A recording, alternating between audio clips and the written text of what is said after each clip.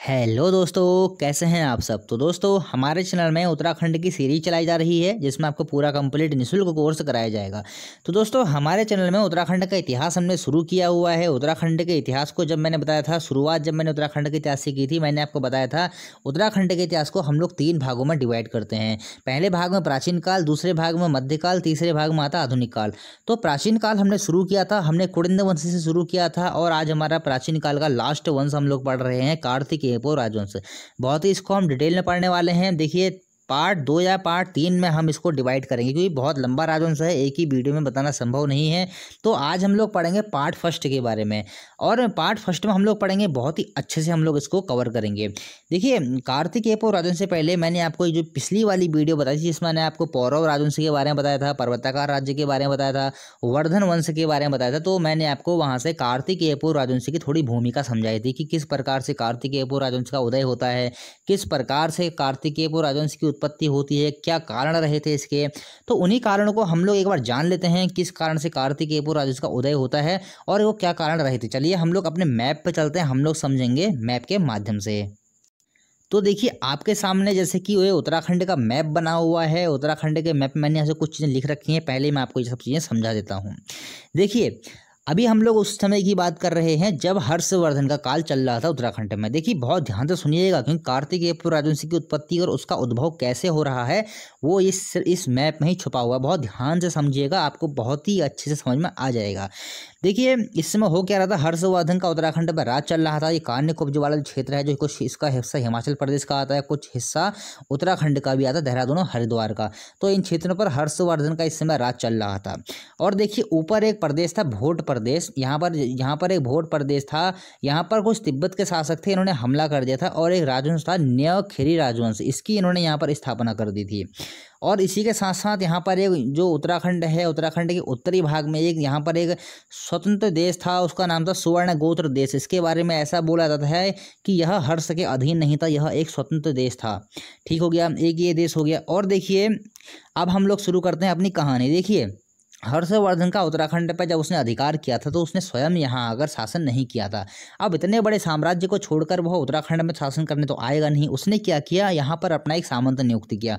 ये कान्यकुब्ज वाला जो क्षेत्र था, इसी पर हर्ष का अधिकार हुआ करता था, और कान्यकुब्ज वाला क्षेत्र हिमाचल में और कुछ उत्तराखंड में सम्मिलित था। तो फिर क्या होता है, इसने हर्ष ने अपना सामंत नियुक्त किया यहाँ पर यशोवर्मन को। कहाँ पर, कान्यकुब्ज वाले क्षेत्र पर, कि तुम यहाँ से शासन करो, तुम यहाँ पर से जितना भी राजस्व होता है यहाँ से इकट्ठा करके हमको भेजो। तो हर्ष का यहाँ पर हर्ष ने क्या किया, एक सामंत नियुक्त किया जिसका नाम था यशोवर्मन। अब देखिए, इस यशोवर्मन ने क्या किया, इसने भी अपना एक सामंत नियुक्त कर दिया। कहाँ पर, इसने अपना सामंत नियुक्त किया जोशीमठ में, जिसका नाम होता है बसंत देव। तो हर्षवर्धन का सामंत था कौन, यशोवर्मन, और यशोवर्मन का सामंत कौन हो जाएगा, बसंत देव।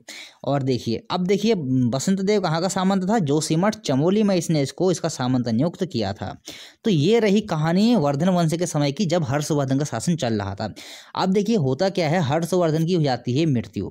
हर्षवर्धन की जैसे ही मृत्यु हो जाती है, उसकी मृत्यु के पश्चात अब देखिए, यहाँ पर यशोवर्मन तो सामंत है ही, ये अपने आप को स्वतंत्र शासक घोषित कर देता है, मतलब स्वतंत्र घोषित करता है और यहाँ पर अपना राज करना शुरू कर देता है।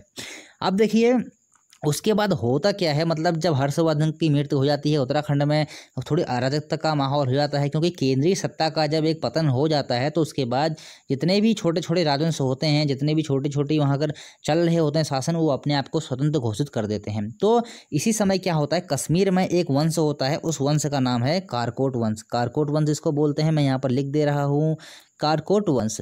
तो देखिए, कारकोट वंश तो होता क्या है, इसी वंश का एक शासक होता है जिसका नाम होता है ललितादित्य मुक्तापीड़। कश्मीर का शासक होता है ललितादित्य मुक्तापीड़। इसकी जानकारी हमको मिलती है राज तड़ंगिनी नामक एक पुस्तक है, उससे हमको इस सब चीज़ की जानकारी मिलती है। या फिर कह सकते हैं कि जम्मू कश्मीर के इतिहास की जानकारी हमको किससे मिलती है, राज तड़ंगिनी पुस्तक से। कभी कभी ऐसा ही पूछ लिया जाता है दोस्तों कि ललितादित्य मुक्तापीड़ किस वंश का शासक था, आपका उत्तर क्या हो जाएगा, कारकोट वंश का शासक था। अब देखिए, होता क्या है, ये जो ललितादित्य मुक्तापीड़ होता है, वो जहाँ पर यशोवर्मन का शासन चल रहा था, यशोवर्मन यहाँ पर इसको स्वयं इसने अपने आप को स्वतंत्र घोषित कर दिया था। ये हम ललितादित्य मुक्तापीड़ क्या करता है, इसके क्षेत्र पर यहाँ पर हमला कर देता है। अब हमला होने के बाद ये यहाँ पर इसका राज स्थापित हो जाता है, किसका, ललितादित्य मुक्तापीड़ का यहाँ पर राज स्थापित हो जाता है और यशोवर्मन का यहाँ से हो जाता है खात्मा, मतलब जो इसका यहाँ पर चल रहा था अभी तक वो सब कुछ होता है खत्म। और यहाँ पर कौन राज करेगा, यहाँ पर राज करेगा ललितादित्य। अब देखिए इसकी मृत्यु होने के बाद जो ये बसंत देव है ये स्वयं को स्वतंत्र घोषित करता है। अब भाई यही चलता था उस समय, जैसे कोई भी सत्ता थी उसके अधीन जो भी व्यक्ति कार्य करते हैं, जैसे ही उस सत्ता के मेन आदमी की मृत्यु होगी वो स्वयं को स्वतंत्र घोषित कर देगा। तो बसंत देव ने यहाँ पर जोशीमठ में स्वयं को स्वतंत्र घोषित कर दिया। अब देखिए होता क्या है, उसके बाद जैसे ही ललितादित्य मुक्तापीड़ ने कान्याकुब्ज में अपना अधिकार किया, इसने इसके बाद क्या किया, यहाँ पर एक भोट प्रदेश जो मैंने आपको बताया था न्यू खरी राजवंश, ये कुछ तिब्बत का एक कोई राजवंश रहा होगा, तो उसी ने क्या किया था यहाँ पर के एक भोट प्रदेश पर हमला करके अपना अधिकार कर लिया और नया खरी राजवंश की स्थापना कर ली थी। तो इसने ललितादित्य मुक्तापीड़ ने क्या किया, ये भोट प्रदेश पर भी अपना अधिकार कर लिया, कान्याकुब्ज आया, कान्याकुब्ज से भोट प्रदेश पर अधिकार किया, यहाँ पर से इसने सुवर्ण गोत्र देश को भी जीत लिया जो अभी तक स्वतंत्र हुआ करता था, इसको भी इसने अपने अधिकार में ले लिया। तो यहाँ पर इसने इसको अधिकार में लेने के बाद देखिए यहाँ से यहाँ, यहाँ से यहाँ आ गया।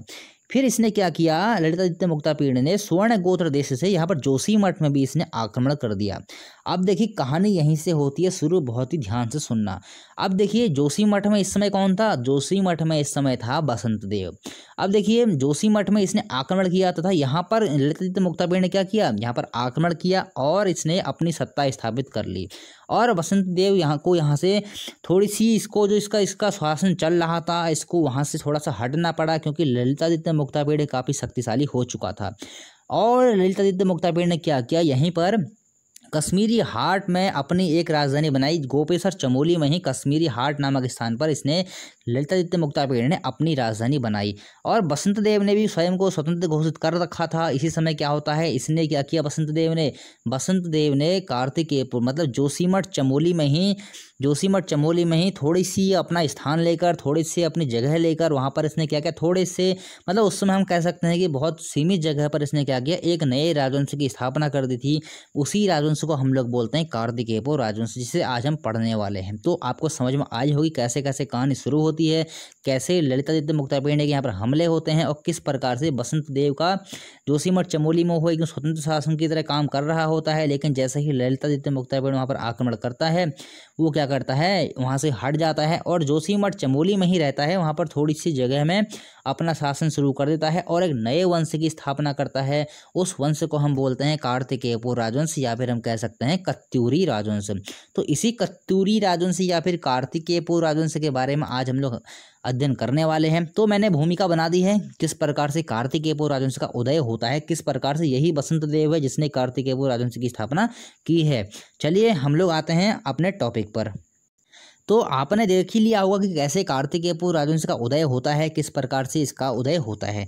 तो देखिए कार्तिकेयपुर राजवंश का जो जिसने स्थापना की थी वो तो बसंत देव था और जो पहला शासक हुआ वो भी बसंत देव ही होगा।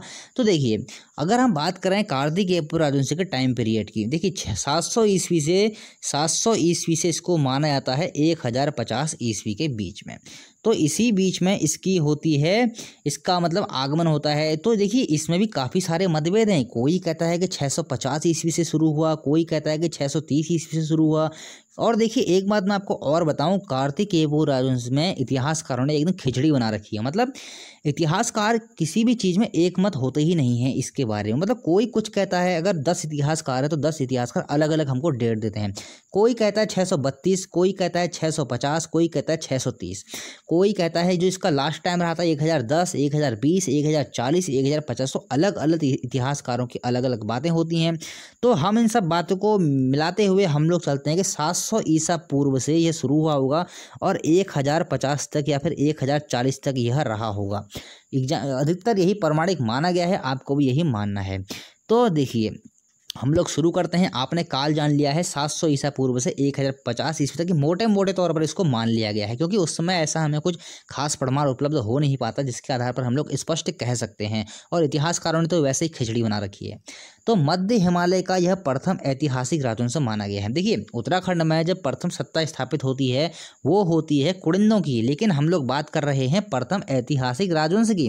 प्रथम ऐतिहासिक राजवंश जो हमको मिलता है उत्तराखंड में उसका नाम है कार्तिकेयपुर राजवंश या फिर हम कह सकते हैं कत्यूरी राजवंश। और प्रथम हमारा उत्तराखंड में जो सत्ता स्थापित होती है वो होती है कुड़िंदों की, जो हमारा पहला टॉपिक था उत्तराखंड के ऐतिहासिक इतिहास में प्राचीन काल का। अब देखिए हम देखिए कार्तिकेय राजवंश के बारे में 3 वीडियो हम लोग चर्चा करने वाले हैं। ये हमारी पहली वीडियो है। तो कार्तिकेय राजवंश ने पहली बार राजनीतिक एकता स्थापित की, मतलब उत्तराखंड में अगर हम बात करें उत्तराखंड की, तो उत्तराखंड में कार्तिकेय राजवंश ने अपनी पहली बार उत्तराखंड में राजनीतिक एकता स्थापित की। तो काफ़ी महत्वपूर्ण है ये वाला क्वेश्चन, कि ऐसा आपके एग्जाम में क्वेश्चन बनेगा, उत्तराखंड में किस राजवंश ने पहली बार राजनीतिक एकता स्थापित की। आपका उत्तर क्या हो जाएगा? कार्तिकेय राजवंश। उत्तराखंड का प्रथम ऐतिहासिक राजवंश कौन सा था? कार्तिकेय राजवंश। तो 2 क्वेश्चन आपके यहाँ से बन गए हैं, काफ़ी इंपॉर्टेंट हैं। फिर देखिए हम बोलते हैं कार्तिकेय राजवंश और बोलते हैं कत्यूरी राजवंश। इसमें भी काफ़ी सारे जो विद्वान हैं, कोई इतिहासकार हैं, काफ़ी सारे मतभेद मिलते हैं, काफ़ी सारे इनमें अलग अलग नाम दिए गए हैं। उनके बारे में देखिए, कार्तिकेय के राजाओं के लिए सर्वप्रथम कत्यूरी शब्द का प्रयोग एटकिंसन ने किया था। और इन्होंने कहाँ किया था? हिमालय डिस्ट्रिक्ट में इन्होंने किया था। हिमालय डिस्ट्रिक्ट खंड 2 में किया था। 1884 में इन्होंने यह बताया था कि कार्तिकेय राजाओं का नाम हम कत्यूरी भी, उनको कत्यूरी नाम से भी हम जानते हैं। तो महत्वपूर्ण है कि कार्तिकेय के राजाओं के लिए सर्वप्रथम कत्यूरी शब्द का प्रयोग किसने किया था? वो किया था एटकिंसन ने। और किस उसने किया था? उन्होंने हिमालय डिस्ट्रिक्ट में इसका जो खंड 2 उन्होंने जारी किया था 1884 ईस्वी में, इन्होंने ही इसमें इसका कत्यूरी नाम प्रयुक्त किया था। अब देखिए हम लोग बात करते हैं राजधानी की। देखिए इनकी जो राजधानी रही, 2 राजधानी रही है। हम लोग पहली राजधानी की बात करते हैं। देखिए प्रथम राजधानी इनकी जो रहेगी जोशीमठ चमोली में, जो मैंने अभी आपको बताई थी थोड़ी देर पहले जब मैप के माध्यम से आपको समझा रहा था, जहाँ पर बसंत देव अपना शासन कर रहा था। तो देखिए जोशीमठ चमोली में कार्तिकेय नामक स्थान पर इन्होंने क्या किया था? अपनी राजधानी बनाई थी, प्रथम राजधानी। इंपॉर्टेंट है दोस्तों, कई बार यहाँ पूछ लिया गया है कि कार्तिकेय राजवंश की प्रथम राजधानी कहाँ पर थी। आपका उत्तर क्या हो जाएगा? जोशीमठ चमोली में कार्तिकेय नामक स्थान पर। और मोटे तौर पर यही माना गया है कि 300 वर्षों तक इसका शासन रहा होगा। आपको याद रखना है 300 वर्ष। फिर देखिए, और आज आपको एक बात बता दूं, आज हम लोग जो पढ़ने वाले हैं, हम लोग पढ़ेंगे कि कार्तिकेय राजवंश की जो प्रथम राजधानी जोशीमठ तक कितने शासकों ने, मतलब जोशीमठ में कितने शासकों ने शासन किया। उसके बाद अगली वीडियो में हम लोग चर्चा करेंगे कि जब राजधानी का परिवर्तन होता है जोशीमठ चमोली से, जब बैजनाथ में जाती है बागेश्वर में, उसमें हमको जो जो शासक मिलते हैं, दूसरी वीडियो में हम लोग उसके बारे में चर्चा करेंगे। तीसरी वीडियो में हम लोग चर्चा करेंगे कि उनके जो कार्तिकेय राजवंश का जो शासन प्रशासन था, उसके बारे में हम लोग तीसरी वीडियो में चर्चा करेंगे। बहुत ही गहन अध्ययन हम लोग करने वाले हैं।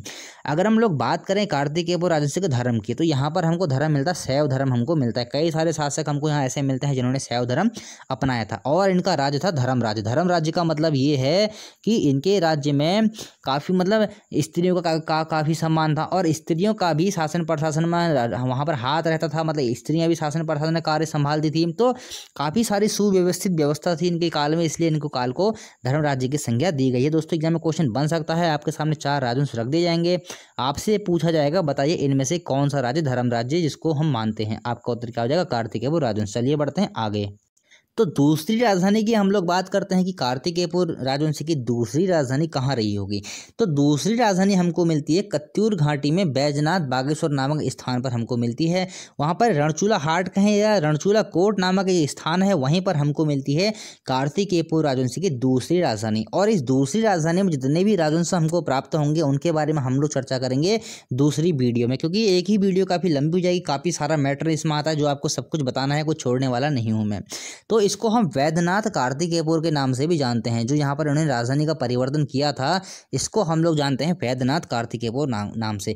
तो दोस्तों ये इंपॉर्टेंट क्वेश्चन है कि कार्तिकेय राजवंश की पहली राजधानी कहाँ रही थी और कार्तिकेय राजवंश की दूसरी राजधानी कहाँ रही थी। दोनों के दोनों मैंने आपको बता दी है। चलिए इसके बाद हम लोग बात कर लेते हैं इनकी भाषा की। तो इनकी जो भाषा रही है वो रही है भाषा, जो इनकी राजभाषा रही है वो रही है संस्कृत। तो और लोक भाषा इनकी जो रहेगी वो रहेगी पाली। इंपॉर्टेंट है दोस्तों, आने वाले एग्जाम के लिए पूछ भी लिया गया है, एग्जाम में आने वाले एग्जाम में पूछा जाएगा। तो कार्तिकेय राजवंश की राजभाषा क्या थी? संस्कृत। और लोक भाषा क्या थी? पाली। चलिए ठीक है, चलिए अब हम लोग शुरू करते हैं कार्तिकेय नरेशों के बारे में हमको क्या क्या जानकारी प्राप्त होती है। तो कार्तिकेय नरेशों के हमको 8 अभिलेख प्राप्त होते हैं। देखिए यहाँ से एक चीज़ समझिएगा, यहाँ पर भी बच्चों को काफ़ी कन्फ्यूजिंग रहती है। देखिए वैसे तो हमको कार्तिकेय राजवंश के हमको 9 अभिलेख प्राप्त होते हैं, लेकिन अगर हम बात करें कि कार्तिकेय नरेशों के, मतलब नरेशों द्वारा जो जारी किए गए अभिलेखों कितने प्राप्त हो रहे हैं, तो हमको 8 अभिलेख प्राप्त हो रहे हैं और एक अभिलेख हमको अन्य प्राप्त होता है, इसलिए यहाँ से हमको 9 कुल अभिलेख प्राप्त होते हैं। लेकिन 8 अभिलेख हमको कार्तिकेय और नरेशों के प्राप्त हो रहे हैं। लेकिन एक अभिलेख और मिलता है हमको जिसके बारे में उतनी जानकारी हमको प्राप्त नहीं होती है, इसलिए कुल मिला के हमारे पास आते हैं 9, लेकिन कार्तिकेय और नरेशों के 8 हमको अभिलेख प्राप्त होते हैं। और अगर हम लोग बात कर रहे हैं इन अभिलेखों की लिपि की कि नहीं, इन अभिलेखों में क्या लिपि थी, तो वो लिपि थी कुटिला लिपि, और भाषा शायद इनमें संस्कृत उस समय चलती होगी, तो संस्कृत ही उसमें भाषा रही होगी। चलिए हम लोग जान लेते हैं कि हमको किन नरेशों के अभिलेख प्राप्त हुए, कहाँ से प्राप्त हुए हैं। तो पहला नाम आता है हमारे पास त्रिभुवन राज का। त्रिभुवन राज का जो हमें अभिलेख मिलता है वो हमें मिलता है बागेश्वर के मंदिर लेख से, तो बागेश्वर में ही स्थित हो गया त्रिभुवन राज का अभिलेख। फिर मिलता है हमको ललित सूर्यदेव का, पांडुकेश्वर से हमको मिलता है, पांडुकेश्वर से हमको ललित सूर्यदेव को 2 ताम्रा अभिलेख हमको मिल रहे हैं। अब देखिए पांडुकेश्वर ताम्रा अभिलेख हमको कहाँ से प्राप्त होते हैं, पांडुकेश्वर चमोली से। ये भी एग्जाम में पूछ लिया था दोस्तों कि ललित सूर्यदेव के पांडुकेश्वर ताम्रपत्र हमको कहाँ से प्राप्त होते हैं, आपका उत्तर क्या हो जाएगा, चमोली से। तो इसके हमको 2 ताम्रपत्र अभिलेख हमको प्राप्त होते हैं चमोली से। फिर देखिए एक हमको मिलता है ललित सूर्यदेव नाम, फिर से हमको मिलता है। इसके जो हमको ताम्रपत्र एक और मिलता है हमको कंडारा से हमको मिलता है। अब कंडारा कहाँ है, कंडारा है रुद्रप्रयाग में। आपको याद रखना है दोस्तों, यहाँ बन जाते हैं कि ललित सूर्यदेव का जो कंडारा ताम्रपत्र है वो कहाँ से प्राप्त हुआ है, आपका उत्तर क्या हो जाएगा, रुद्रप्रयाग का। और यहाँ से एक बात और नोट करेंगे कि ललित सूर्यदेव के ही सर्वाधिक जो ताम्रपत्र अभिलेख हैं या फिर कह सकते हैं अभिलेख हैं वो हमको प्राप्त होते हैं। देखिए हमको 3 अभिलेख यहाँ से प्राप्त हो रहे हैं ललित सूर्यदेव के। आपको नोट कर लेना है, कार्तिकेय राजवंश के नरेशों के सर्वाधिक ताम्रपत्राभिलेख हमको किस शासक के प्राप्त होते हैं, आपका उत्तर क्या हो जाएगा, ललित सूर्यदेव के प्राप्त हो रहे हैं। और उनकी संख्या कितनी है, उनकी संख्या है 3। कहाँ कहाँ से प्राप्त हो रहे हैं ये आपके सामने लिखा हुआ है। फिर हमको प्राप्त होता है भूदेव का हमको मिलता है बागेश्वर से शिलालेख हमको यहाँ से मिला हुआ है भूदेव का। तो चलिए ठीक है बढ़ते हैं आगे।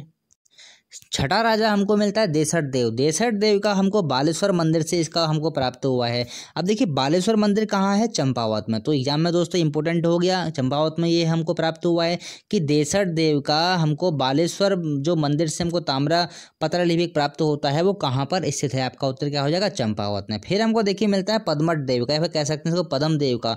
ये हमको मिलता है पांडुकेश्वर से। पांडुकेश्वर कहाँ है, चमोली में।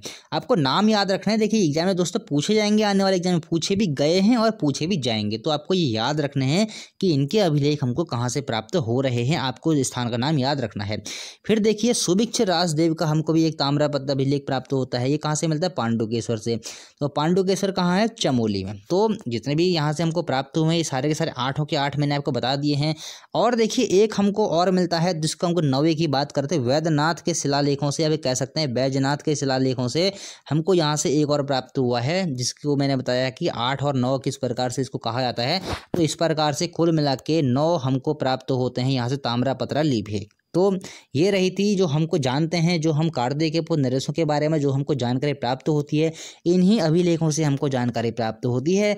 चलिए ठीक है, अब हम कार्तिकेय नरेशों के बारे में बात कर लेते हैं कि कार्तिकेय राजवंश में कितने नरेश हुए हैं, किस प्रकार से इन्होंने शासन किया था। चलिए थोड़ा थोड़ा हम इनके बारे में जान लेते हैं जितनी जानकारी हमको प्राप्त हुई है। तो देखिए इस राजवंश के प्रथम 3 परिवारों के 14 नरेशों ने उत्तराखंड तथा इसके आसपास के क्षेत्रों में 300 वर्षों तक शासन किया था। देखिए जो मैंने आपको बताया था कि कार्तिकेय राजवंश में जब हम लोग आज अध्ययन करने वाले हैं, जब उनकी राजधानी जोशीमठ चमोली में हुआ करती थी। तो यहाँ पर कुल मिलाकर 3 राजवंशों ने अपना राज किया था। कहाँ पर, जोशीमठ चमोली में कार्तिकेय राजवंश के कुल मिलाकर 3 राजवंशों ने यहाँ पर राज किया था। उन 3 राजवंश में कुल 14 नरेश हमको मिलते हैं जिन्होंने राज किया था। 3 राजवंश मतलब 3 परिवार कह सकते हैं, 3 राजवंश कह सकते हैं। उन 3 परिवार या फिर 3 राजवंशों में 14 नरेश हुए होंगे, 14 राजा हुए होंगे, जिनके द्वारा इन क्षेत्रों पर अपना अधिकार या फिर कह सकते हैं अपना शासन किया गया था। 300 वर्षों तक यहाँ पर अधिकार किया गया था। तो कुल मिला के 3 परिवार हमारे पास मिलते हैं, 1 2 3। उन 3 परिवारों के बारे में सबसे पहले हम लोग ये जान लेते हैं कि उन 3 परिवारों में 14 नरेश कौन हुए हैं। पहले हम लोग सिर्फ चर्चा कर लेते हैं उन 14 नरेशों के बारे में। उसके बाद हम लोग बात करेंगे हर नरेश के बारे में, जो उनके बारे में हमको जानकारी प्राप्त होती है एग्जाम की दृष्टि से जो महत्वपूर्ण उनके बारे में। फिलहाल पहले हम लोग जान लेते हैं वो 14 नरेश कौन थे। देखिए हम लोग बात कर लेते हैं प्रथम परिवार की। जब कार्तिकेय राजवंश जब स्थापित हुआ था तो उसमें प्रथम परिवार कौन सा स्थापित हुआ था। तो देखिए वो तो मैं आपको बसंत देव बता ही चुका हूँ कि बसंत देव ने कार्तिकेय राजवंश की स्थापना की थी। वहाँ पर वो आया था, जिस प्रकार से ललितादित्य मुक्तापिंड के आक्रमण से वहाँ से भाग गया था, फिर वो एक नए राजवंश की स्थापना करता है जिसको उसने नाम दिया था कार्तिकेय राजवंश। तो इसी राजवंश के कार्तिकेय राजवंश के प्रथम परिवार का प्रथम राजा होता है बसंत देव, और यही बसंत देव कार्तिकेय राजवंश का संस्थापक भी है। आपको याद रखना है दोस्तों, बहुत ही इंपॉर्टेंट है, आने वाले एग्जाम की दृष्टि से क्वेश्चन 2 बन रहे हैं, आपसे ध्यान रखना है, दोनों तरीके से आप नोट करेंगे। कार्तिकेय राजवंश का संस्थापक कौन था, आपका उत्तर क्या आ जाएगा, बसंत देव। दूसरा बनेगा कार्तिकेय राजवंश के प्रथम परिवार का प्रथम राजा कौन था, आपका उत्तर हो जाएगा बसंत देव। ठीक हो गया। अब देखिए बसंत देव की पत्नी का नाम हमको यहाँ से प्राप्त होता है राजनारायणी। राजनारायण इसकी पत्नी का नाम था, याद रखेंगे दोस्तों, क्योंकि कभी कभी आजकल उत्तराखंड के एग्जाम में जो महत्वपूर्ण जो चीज़ें हैं वहाँ से उनकी जो चर्चित हमको जो नाम मिलते हैं उनकी पत्नियों के नाम ही पूछ ले रहा है। चलिए बढ़ते हैं आगे। देखिए बसंत देव के बाद हमको इसके एक पुत्र का नाम प्राप्त होता है, लेकिन हमको उसका यहाँ पर स्पष्ट नाम प्राप्त नहीं हो पाया है अभिलेखों में। तो हमको यहाँ पर ये तो पता लगता है कि एक राजा यहाँ पर आया था बसंत देव के बाद, शासन कर रहा था, लेकिन उसका हमको नाम प्राप्त नहीं होता है। तीसरा राजा हमको यहाँ से मिलता है खपर देव। तो खपर देव आता है, प्रथम परिवार ही हमारा अभी चल रहा है, दूसरा परिवार नहीं आया है। प्रथम परिवार का प्रथम राजा बसंत देव, प्रथम परिवार का दूसरा राजा हमको नाम प्राप्त नहीं हुआ है। प्रथम परिवार का तीसरा राजा हमको प्राप्त होता है खपर देव, और इसी खपर देव ने खपर देव वंश की स्थापना की थी, जिसके बारे में हम लोग आगे बढ़ेंगे, आगे पढ़ेंगे। फिर देखिए चौथा राजा हमको प्राप्त होता है कल्याण राजदेव। कल्याण राजदेव आपको याद रखना है, इसकी पत्नी का नाम लद्दा देवी था। और देखिए इस खपरदेव खपरदेव का पुत्र हो जाएगा कल्याण राजदेव। कल्याण राजदेव के बाद शासन करता है, वो करता त्रिभुवन राजदेव। त्रिभुवन राजदेव किसका पुत्र था, ये था कल्याण राजदेव और लद्दा देवी का पुत्र था। आपको इसकी पत्नी का नाम याद करेंगे दोस्तों, इंपॉर्टेंट है। ठीक हो गया। अब देखिए अगर हम बात करें प्रथम परिवार कार्तिकेय राजवंश का प्रथम परिवार का प्रथम शासक कौन था, आपका उत्तर क्या हो जाएगा, बसंत देव। अगर हम बात करें कार्तिकेय राजवंश के प्रथम परिवार का अंतिम शासक कौन था, आपको नोट करना है, कार्तिकेय राजवंश के प्रथम परिवार का अंतिम शासक कौन था, आपका उत्तर क्या हो जाएगा, त्रिभुवन राजदेव। चलिए ठीक है, प्रथम परिवार ये हो गया। अब हम लोग बात करते हैं दूसरे परिवार की। दूसरे परिवार का जो कार्तिकेय राजवंश के मैंने आपको बताया था ना, 3 परिवार यहाँ पर हुए थे, 3 परिवारों ने शासन किया था, जिसमें 14 शासक आते हैं। हम लोग बात कर लेते हैं दूसरे परिवार की। दूसरे परिवार का संस्थापक कौन रहा था, दूसरे परिवार की स्थापना किसने की थी, आपका उत्तर क्या हो जाएगा, निम्बर। अब देखिए क्वेश्चन कैसे बनेगा, कार्तिकेय राजवंश के दूसरे परिवार का संस्थापक कौन था, या फिर कह सकता है कि कार्तिकेय राजवंश के प्रथम दूसरे परिवार का प्रथम राजा कौन था, आपका उत्तर क्या हो जाएगा, निम्बर। इसके बाद देखिए निम्बर के बाद उसका पुत्र राजा बनता है, और देखिए निम्बर ने एक निम्बर वंश की भी स्थापना की थी, जिसके बारे में हम लोग अभी आगे पढ़ेंगे। फिर देखिए इष्टगढ़ देव हमारे पास आता है। इष्टगढ़ देव को उसका पुत्र शासक बनता है ललित सूरदेव। ये बहुत ही प्रतापी राजा हुआ है, कल्याण कार्तिकेय राजवंश का सबसे प्रतापी राजा हुआ है ललित सूरदेव। फिर देखिए इसके बाद आता है भूदेव। यहाँ से फिर एक क्वेश्चन बन गया, देखिए कि कार्तिकेय राजवंश के दूसरे परिवार का अंतिम राजा कौन था, भूदेव। ठीक हो गया। हम लोग बात कर लेते हैं तीसरे परिवार की। कार्तिकेय राजवंश के तीसरे परिवार का प्रथम राजा कौन हो जाएगा, सरोड़ादित्य। दूसरा इसका पुत्र जो सरोड़ादित्य जब पुत्र हो जाएगा कौन हो जाएगा, इच्छरदेव। अब देखिए इस इच्छरदेव ने सरोड़ादित्य राजवंश की स्थापना की थी। देखिए ये इंपॉर्टेंट है, थोड़ा इसमें नाम में थोड़ा डिफरेंट आ रहा है। अभी तक तो देखिए यहाँ पर निम्बर ने निम्बर वंश की स्थापना की थी, खपरदेव ने खपरदेव वंश की स्थापना की थी, लेकिन इच्छरदेव ने जो स्थापना की है वो की है सरोड़ादित्य वंश की। ठीक हो गया। इच्छरदेव के बाद उसका पुत्र आता है देसरदेव। देसरदेव का उसका पुत्र आता है पद्मदेव। पद्मदेव के बाद पुत्र आता है सुभिक्षराज देव। तो सुभिक्षराज देव कार्तिकेय राजवंश के तीसरे परिवार का अंतिम शासक रहेगा। आपको याद रखना है, कार्तिकेय राजवंश के तीसरे परिवार का अंतिम शासक कौन रहेगा, सुभिक्षराज देव। तो आज हम लोग जो अध्ययन करने वाले हैं सुभिक्षराज देव तक ही अध्ययन करने वाले हैं। चलिए बढ़ते हैं आगे, जान लेते हैं शासकों के बारे में। तो प्रथम राजा हमको प्राप्त हुआ था बसंत देव। इसके बारे में हम लोग जान लेते हैं, कार्तिकेय राजवंश का संस्थापक, साथ साथ में कार्तिकेय राजवंश का प्रथम परिवार का प्रथम राजा। तो बागेश्वर से प्राप्त त्रिभुवन राज के शिलालेखों से हमको ज्ञात होता है कि प्रथम कार्तिकेय नरेश कौन था, बसंत देव। दोस्तों एग्जाम में ऐसे क्वेश्चन बन सकता है कि हमको किन अभिलेखों से प्राप्त होता है कि कार्तिकेय नरेश का कार्तिकेय राजवंश का प्रथम नरेश बसंत देव था। आपका उत्तर क्या हो जाएगा, त्रिभुवन राज के अभिलेखों से ही हमको ये प्राप्त हुआ है।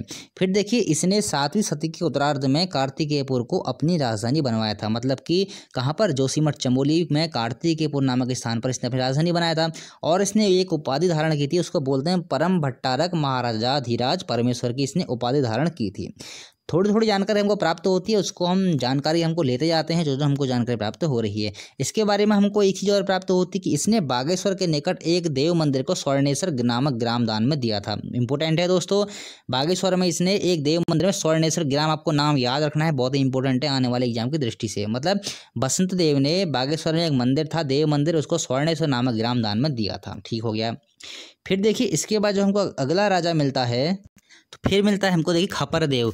देखिए खपरदेव ही प्रथम वंश का है, ये भी जो प्रथम परिवार हमारा चल रहा है उसी का राजा है। दोस्तों देखिए प्रथम परिवार, द्वितीय परिवार, तृतीय परिवार में कन्फ्यूज नहीं होना है, बहुत ही अच्छे से मैं आपको ये बता चुका हूँ, बहुत ही अच्छे से आपको मैं ये कवर करा चुका हूँ। तो प्रथम परिवार की अभी तक हम लोग बात कर रहे हैं। बसंत देव आया था प्रथम परिवार का प्रथम शासक, उसके बाद देखिए बसंत देव के बाद उसका जो वंशज था उसकी बात हम लोग कर रहे हैं। फिर आता खपरदेव। देखिए इस खपरदेव के बारे में हमको क्या जानकारी प्राप्त होती है, इसने खपरदेव वंश की स्थापना की थी। इंपॉर्टेंट है दोस्तों, खपरदेव वंश की स्थापना किसने की थी, खपरदेव ने ही की थी। और देखिए इसके बारे में हमको और क्या प्राप्त होता है, बागेश्वर लेख में हमको खपरदेव के वंश की हमको जानकारी प्राप्त हो रही है। कौन से, बागेश्वर लेख में ही हमको खपरदेव के वंश की हमको जानकारी प्राप्त होती है। और देखिए इसके बारे में एक चीज़ हमको और प्राप्त होती है कि जो खपरदेव था यह कन्नौज नरेश यशोवर्मन का समकालीन भी था। मतलब कन्नौज नरेश जो यशोवर्मन था उसका भी समकालीन था। और देखिए हम अभी तक बात कर रहे हैं प्रथम परिवार की ही। अब देखिए प्रथम परिवार में ही एक वंश आया है जिसको हम बोलते हैं खपरदेव वंश। तो बसंत देव पहले आता है, कौन सा हमारा बसंत देव, फिर आता है हमारे पास खपरदेव। अब खपरदेव ने क्या किया, प्रथम परिवार में ही एक वंश की स्थापना कर दी। उस वंश को क्या नाम दिया गया था, खपरदेव वंश। अब देखिए खपरदेव वंश में जब इसने स्थापना कर दी है तो इसके बाद जो भी राजा बनेंगे तो इसी के वंश के कहलाएंगे ना। है तो चल तो रहा है हमारा प्रथम परिवार, लेकिन इसने एक वंश की स्थापना कर दी है। तो खपरदेव वंश की जो हमको वंशावली प्राप्त होती है उसमें देखिए खपरदेव आता है, कल्याण राज आता है, त्रिभुवन राज आता है। मतलब प्रथम परिवार के ही राजा हैं। देखिए आप अगर पीछे देखेंगे तो ये हमको जो प्राप्त हो रहे हैं ये नाम, ये प्रथम परिवार के ही राजा हैं, लेकिन खपरदेव के वंश के चल रहे हैं। आपको ये याद रखना है। ठीक हो गया। फिर देखिए अगर हम बात कर रहे हैं खपरदेव वंश के अंतिम शासक की, या फिर हम लोग बात करें प्रथम परिवार के अंतिम शासक की, वो है त्रिभुवन राजदेव। देखिए एक ही नाम है, बस इसने वंश की स्थापना कर दी थी तो उसके वंश के कहलाए, लेकिन चल तो प्रथम परिवार ही रहा है ना। ठीक हो गया। तो खपरदेव वंश का अंतिम शासक कहें या फिर हम कहें प्रथम परिवार का अंतिम शासक, वो हमको प्राप्त हो रहा है त्रिभुवन राजदेव। आपके लिए तो बढ़िया ही हो गया ना, दोनों एक ही नाम हमको याद करना है, दो नाम की जगह। ठीक हो गया। फिर देखिए अगला हमको जो नाम प्राप्त होता है निम्बर का। अब निम्बर कौन था, मैंने आपको बताया था पहले कि निम्बर ने जो कार्तिकेयपुर राजवंश का जो दूसरा परिवार रहा था उसके दूसरे परिवार का प्रथम राजा निम्बर ही हुआ था। ठीक हो गया। तो दूसरे परिवार का प्रथम शासक, ये तो मैं आपको बता चुका हूँ, फिर भी आपका रिपीट हो जा रहा है, अच्छी बात है, आपको याद हो जाएगा। तो जो हमारे पास कार्तिकेयपुर राजवंश हमको बताया गया प्राप्त होता है, उसमें हम जब बात करते हैं दूसरे राजवंश की या फिर दूसरे परिवार की, उस दूसरे परिवार का हमको जो प्रथम राजा मिलता है वो कौन मिलता है, निम्बर। अब देखिए बागेश्वर लेख से हमको जानकारी प्राप्त होती है निम्बर की कि यह दूसरे परिवार का प्रथम राजा हुआ। दोस्तों ऐसा पूछ लेता है कि निम्बर दूसरे परिवार का प्रथम शासक हुआ, ये जानकारी हमको कहाँ से प्राप्त होती है, आपका उत्तर क्या हो जाएगा, बागेश्वर के लेखों से। इसने भी देखिए एक वंश की स्थापना की थी, इसने की थी निम्बर वंश की स्थापना की थी। ये ध्यान रखेंगे आप कि निम्बर वंश की स्थापना किसने की थी, निम्बर नहीं की थी। और देखिए यहाँ से महत्वपूर्ण फैक्ट और बनता है कि निम्बर ने पाल शासकों से भी संधि की थी। दोस्तों एग्जाम में क्वेश्चन ऐसे बन जाएगा, आपके सामने 4 कार्तिकेयपुर राजाओं के नाम रख दिए जाएंगे, आपसे पूछा जाएगा बताइए कि इनमें से किस कार्तिकेयपुर शासक ने या फिर कात्यूरी शासक ने पाल शासकों से संधि की थी। आपका उत्तर क्या हो जाएगा, निम्बर ने। और देखिए निम्बर ने जागेश्वर में विमानों का निर्माण करवाया था। असल में देखिए विमानों को हम समझ के चलते हैं, विमान क्या होते हैं। दरअसल विमान बोला जाता है दोहरी मंजिल वाले कुछ मकानों को बोला जाता है, दोहरी मंजिल वाले या मंदिरों को हम लोग बोल सकते हैं। तो इसकी हमको स्पष्ट जानकारी मिलती नहीं कि विमान क्या था, लेकिन जो विमानों का जो अर्थ होता है वो यही होता है, दोहरी मंजिल वाले घर, उन्हीं को बोला जाता है विमान। ये कोई हेलीकॉप्टर या हवाई जहाज नहीं है, ऐसा मत समझिएगा आप, इनको बोला दोहरी मंजिल वाले घर। और देखिए जो हम निम्बर की बात करते हैं तो निम्बर शैव मतावलंबी था। देखिए जैसे कि मैंने आपको बताया था कि इनका धर्म शैव चल रहा था, तो यह एक निम्बर भी शैव मतावलंबी ही था। देखिए दूसरा अभी हमारा कौन सा परिवार चल रहा है, दूसरा परिवार चल रहा है। अब देखिए दूसरे परिवार में भी एक वंश की स्थापना हुई है, निम्बर वंश। अब निम्बर के बाद जो भी अगर इसके जो भी इसके उत्तराधिकारी आएंगे कि इसी के वंश के कहलाएंगे। परिवार तो दूसरा चल रहा है लेकिन वंश इसमें एक स्थापित हो गया, निम्बर वंश। तो निम्बर वंश में देखिए कौन कौन से राजा हमको प्राप्त होते हैं। निम्बर, इष्टगढ़, ललित सूर्यदेव और भूदेव। परिवार दूसरा ही है लेकिन वंश चला दिया गया है निम्बर वंश। इसमें हमको इतने जो इसके शासक हैं, इनकी जो इसके जो उत्तराधिकारी आए होंगे, इनके नाम हमको प्राप्त होते हैं। चलिए बढ़ते हैं आगे। फिर देखिए कि बहुत ही महत्वपूर्ण नाम आ गया है, यहाँ से क्वेश्चन बनते रहते हैं एग्जाम में, ईस्टगढ़ से। फिर देखिए आता है हमारे पास ईस्टगढ़। ईस्टगढ़ के बारे में हम लोग जान लेते हैं। देखिए कार्तिकेयपुर राजवंश का यह पहला शासक था जिसने समस्त उत्तराखंड को एक सूत्र में बांधने का प्रयास किया था। बहुत ही महत्वपूर्ण क्वेश्चन है दोस्तों, यहाँ से शायद एक बार क्वेश्चन बन भी चुका है कि कार्तिकेयपुर राजवंश का वह कौन सा शासक था जिसने समस्त उत्तराखंड को एक सूत्र में बांधने का प्रयास किया था। आपका उत्तर क्या हो जाएगा, ईस्टगढ़ ने। और देखिए इसकी पत्नी का नाम था वेग देवी, आपको याद रखना है, ईस्टगढ़ की पत्नी का नाम क्या था, वेग देवी। और देखिए इसने कुछ काम और किए थे, इसने नवदुर्गा, महिषमर्दिनी, लकुलिश और नटराज मंदिर बनवाए थे। कहाँ बनवाए थे, जागेश्वर में। बहुत ही महत्वपूर्ण क्वेश्चन है दोस्तों आने वाले एग्जाम की दृष्टि से कि ईस्टगढ़ ने नवदुर्गा, महिषमर्दिनी और लकुलिश और नटराज मंदिर कहाँ बनवाए थे। आपका उत्तर क्या हो जाएगा, जागेश्वर में। जागेश्वर कहाँ है, अल्मोड़ा में। फिर देखिए हमारे पास फिर आता है ललित सूर्यदेव, बहुत ही इंपॉर्टेंट है, यहाँ से भी क्वेश्चन बनते हैं। पांडुकेश्वर ताम्रपत्र में इसके लिए एक बात बोली गई है। पांडुकेश्वर ताम्रपत्र में वो क्या बोली गई है उसको हम लोग समझ लेते हैं। देखिए पांडुकेश्वर ताम्रपत्रों में इसे कली कलंक पंक में मग्न धरती के उद्धार के लिए 12 अवतार की यह संज्ञा दी गई है, या फिर कह सकते हैं कि के समान बताया गया है। अब देखिए यहाँ से क्वेश्चन कैसे बनेगा। कार्तिकेयपुर राजवंश के किस राजा को काली कलंक पंक में मग्न धरती के उद्धार के लिए 12 अवतार के समान बताया गया है। आपका उत्तर क्या हो जाएगा, ललित सूर्यदेव। और जो पांडुकेश्वर ताम्रपत्र हमको प्राप्त होता है, इसकी अगर हम भाषा की बात करें तो इसकी भाषा थी संस्कृत भाषा में यह लिखा गया था। और इन सभी की जो लिपि थी वो तो कुटिला लिपि थी। बहुत ही इंपॉर्टेंट है कुटिला लिपि, आपको याद करना है दोस्तों कि जो कार्तिकेयपुर राजवंश के जो हमको अभिलेख प्राप्त हुए हैं उनकी जो लिपि है, लिपि क्या प्राप्त होती है, वो है कुटिला लिपि या फिर कुटिल लिपि, कुटिला लिपि, बात एक ही है। ठीक है। फिर देखिए ललित सूर्यदेव के हमको सर्वाधिक ताम्रपत्र प्राप्त होते हैं, जो मैं आपको बता चुका हूँ। इसके 3 ताम्रपत्र हमको प्राप्त हुए थे। ठीक हो गया। ललित सूर्यदेव के महान निर्माता भी था, इसने काफ़ी सारे निर्माण भी करवाए थे, इसलिए इसको एक महान निर्माता भी कहा जाता है। फिर देखिए अगर हम बात करें कार्तिकेय साम्राज्य की सीमाओं के विस्तार की, अभी सीमाओं का जो सर्वाधिक विस्तार हुआ था, सर्वाधिक सीमा इसको फैलाई थी अपने, मतलब और जगह पर इसने राज किया था। तो इसको हम बात करते हैं, इसमें हमको जो नाम प्राप्त होता है वो होता है ललित सूर्यदेव का। इसके समय में कार्तिकेयपुर साम्राज्य की सीमाओं का सर्वाधिक विस्तार हुआ था। महत्वपूर्ण क्वेश्चन है दोस्तों आने वाले एग्जाम के लिए, कार्तिकेयपुर साम्राज्य की सीमाओं का सर्वाधिक विस्तार किस शासक के समय हुआ। आपका उत्तर क्या हो जाएगा, ललित सूर्यदेव। चलिए बढ़ते हैं आगे। फिर देखिए नाम आता है अगला भूदेव। भूदेव से भी क्वेश्चन बनते हैं। पांडुकेश्वर ताम्रपत्र में भूदेव की राजा बनने का हमको उल्लेख प्राप्त होता है। अब ये भूदेव किसका पुत्र था, ललित सूर्यदेव। दोस्तों देखिए जैसे जैसे राजा आएंगे, मतलब जैसे भूदेव किसका पुत्र था, भूदेव था आपका किसका पुत्र हो जाएगा, ललित सूर्यदेव का। ललित सूर्यदेव किसका पुत्र था, ईष्टगढ़ का। ईष्टगढ़ किसका पुत्र था, त्रिभुवन नहीं, ईष्टगढ़ किसका पुत्र था, ईष्टगढ़ था निम्बर का पुत्र था। तो आपको ये भी याद रखना है कि निम्बर का बेटा ईष्टगढ़ हुआ, ईष्टगढ़ का बेटा ललित सूर्यदेव हुआ, और ललित सूर्यदेव का बेटा कौन हो जाएगा, भूदेव। उसी प्रकार से जैसे मैंने आपको बताया था, जैसे खपर देव का बेटा कौन हुआ, कल्याण राजदेव। कल्याण राजदेव का बेटा कौन होगा, त्रिभुवन राजदेव। आपको इनके नाम भी याद रखने कि इसका पुत्र कौन था। और ये तो देखिए भूदेव से तो एक बार पूछ भी लिया गया है कि भूदेव किसका पुत्र था। आपका उत्तर क्या हो जाएगा, ललित सूर्यदेव का। तो जैसे जैसे मैं आपको बता रहा हूँ आपको ऐसे ही याद करना है, ऐसे ही चीजें पढ़नी है। देखिए भूदेव ने बौद्ध धर्म का विरोध किया था। महत्वपूर्ण क्वेश्चन है आने वाले एग्जाम की दृष्टि से कि कार्तिकेयपुर राजवंश के किस राजा ने बौद्ध धर्म का विरोध किया था। आपका उत्तर क्या हो जाएगा, भूदेव ने। और भूदेव ने बैजनाथ मंदिरों के निर्माण में भी सहयोग दिया था।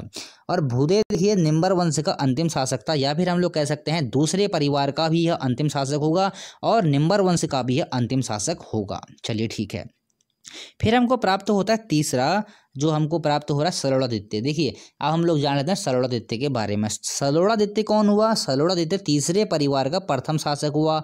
याद रखेंगे दोस्तों कि सलोड़ादित्य तीसरे परिवार का प्रथम शासक कौन था, कार्तिकेयपुर राजवंश के तीसरे परिवार का प्रथम शासक कौन था। आपका उत्तर क्या हो जाएगा, या फिर कह सकते हैं प्रथम राजा कौन था। आपका उत्तर क्या हो जाएगा, सलोड़ादित्य। और देखिए सलोड़ादित्य के बाद इसका पुत्र राजा बनता है, उसका नाम होता है इच्छर देव। इक्षर देव के बारे में यहाँ से क्या महत्वपूर्ण फैक्ट है वो हम लोग जान लेते हैं। यह था किसका पुत्र? यह पुत्र था सलोड़ादित्य का, यह पुत्र था। इसने क्या किया था? सलोड़ादित्य वंश की स्थापना की थी। बहुत ही महत्वपूर्ण क्वेश्चन है दोस्तों ये वाला, क्योंकि यहाँ से देखिए नाम चेंज जा रहे हैं। अभी तक क्या हो रहा था? निम्बर ने निम्बर वंश की स्थापना की थी, खपरदेव ने खपरदेव वंश की स्थापना की थी, लेकिन देखिए इक्षर देव ने वंश की स्थापना की थी, सलोड़ादित्य वंश की स्थापना की है, इसलिए यहाँ से इंपॉर्टेंट हो जाता है। तो अगर हम बात करें सलोड़ादित्य वंश की, तो इसमें भी सेम वैसे ही जैसा चला आ रहा है, परिवार वही है, बस वंश चेंज हो जाता है। वंश के बाद जो भी उसके उत्तराधिकारी आते हैं वो उसी वंश के कहलाएंगे। तो देखिए इस वंश में जो राजाओं के हमको नाम प्राप्त होते हैं, पहला इक्षर देव प्राप्त हो रहा है, देसठ देव, पद्म देव और सुबीराक्ष देव, जो कि यहाँ पर अंतिम शासक हमको मिलता है, उसके बारे में हम लोग जान लेते हैं। देखिए तो सलोड़ादित्य वंश के का अंतिम शासक कौन हुआ? वो हुआ है सुबीराक्ष देव। देखिए बहुत ही महत्वपूर्ण क्वेश्चन है दोस्तों कि सलोड़ादित्य वंश का अंतिम शासक कौन हुआ है? सुभिक्ष राजदेव। थोड़ा सा यहाँ पर गलत दिख दिया गया है, आपको सही कर लेना है। यहाँ पर ऊपर लिखा हुआ है देखिए, सुभिक्ष राजदेव सलोड़ादित्य वंश का अंतिम शासक हुआ है। साथ ही साथ में कार्तिकेयपुर राजवंश के तीसरे परिवार का भी अंतिम शासक होगा। मतलब सलोड़ादित्य वंश का भी अंतिम शासक, साथ ही साथ में कार्तिकेयपुर राजवंश के तीसरे परिवार का भी अंतिम शासक हुआ था। तो ये हमने बात करी है कार्तिकेयपुर राजवंश के उन राजाओं की जिनकी राजधानी कहाँ पर थी? इनकी राजधानी जोशीमठ चमोली में हुआ करती थी। लेकिन देखिए इसके बाद होता क्या है? सुभिक्ष राजदेव होता है, इसके बाद होता क्या है?